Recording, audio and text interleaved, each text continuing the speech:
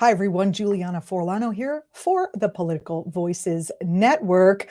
Starbucks has been in the news recently, and more specifically, Starbucks CEO Howard Schultz, who is likely to be called in to testify in front of the Senate's Committee on Health, Education, Labor, and Pensions, the HELP Committee, which is headed up by our very favorite Senator Bernie Sanders of Vermont. Starbucks is in the crosshairs of this committee because of their unfair labor practices. They have 70 plus complaints against the company for in front of the National Labor Relations Board, and hundreds of violations accused about them, violations of labor relations law.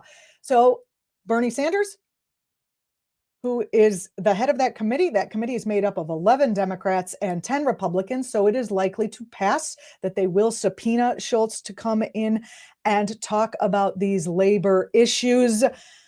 That's likely to pass, so we're going to keep an eye on that. But another story about Starbucks that has been very interesting to at least me, made a little ripple in the news last week, a bigger ripple in overseas news than here in the United States, is this following story. I don't know if you got a chance to take a look here, but Howard Schultz, CEO of the company, helped launch an extra virgin olive oil infused coffee. He credits the idea to having gone to Sicily and having been sitting with his coffee in Sicily. Let me guess, he went to Taormina because that is a very expensive place to go in Sicily. I'm guessing he got this idea after watching season 2 of The White Lotus, because that's where that took place. Maybe he loved all of that except for potentially the murders. Anyway, he went down there and said, I just had this brilliant, bright idea to mix olive oil in with my morning coffee, and I tried it. And who would have thought that olive oil has a buttery and delicious taste that lingers on the palate? Like, anyone who's ever had olive oil would think that. Oh boy. Well, they're launching it. This is a photo of the Milan store where it is starting to be distributed. I have many things to say about this. Schultz is saying that this idea just popped into his mind like a brilliant stroke of genius. Meanwhile, all over the internet, there are doctors telling you that if you are on a keto diet, you should drink a bulletproof coffee. A bulletproof coffee is, they're referring to a coffee with, instead of creamer or even non-dairy creamer, that you put in a little bit of butter and you put in some MCT oil, which is a derivative of a coconut oil. So putting oil in coffee is like a big thing now. So don't tell me, Howard, that you, who is the head of a big coffee place, has never heard of that. So that's ridiculous that it was just a bright idea. Much like the, what he says, bright idea of Starbucks itself is. He says, and I quote here, that the idea for Starbucks came to him during another visit to Italy in 1983. Yeah. So basically, he went to Italy and had a cup of coffee and said, hey, coffee, we should have this in the US, as if we don't have coffee in the US.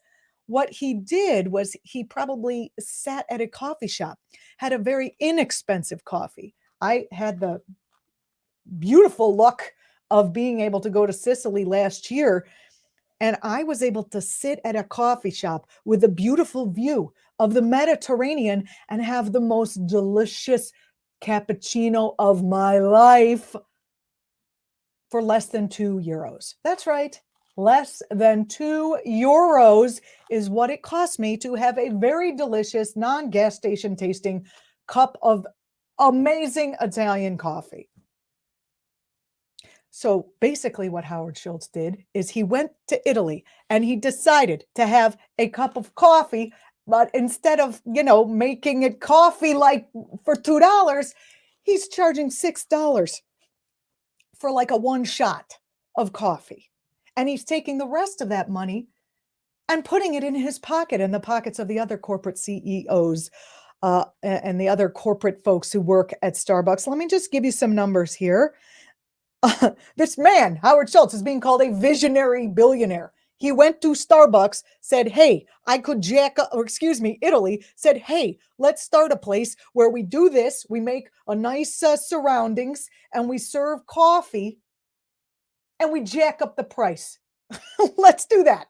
And let's treat our, let's do it off the back of our employees as well. I don't think that's a visionary billionaire. That's just how people become visionary. It's actually a vulture billionaire. That's what that is. He makes $1.5 million a year in actual money, total compensation per year, $21.82 million per year. He is net worth for $4.3 billion. So that $6 cup of coffee ain't going to fair working conditions. Now, but Julianna, you say, Starbucks is one of the only kind of chain places where you can get health insurance that offers health insurance to their baristas and employees. Yes, you can. You can get health insurance if you work there, even if you work there part-time after you work a certain number of hours. Yes, you can get health insurance.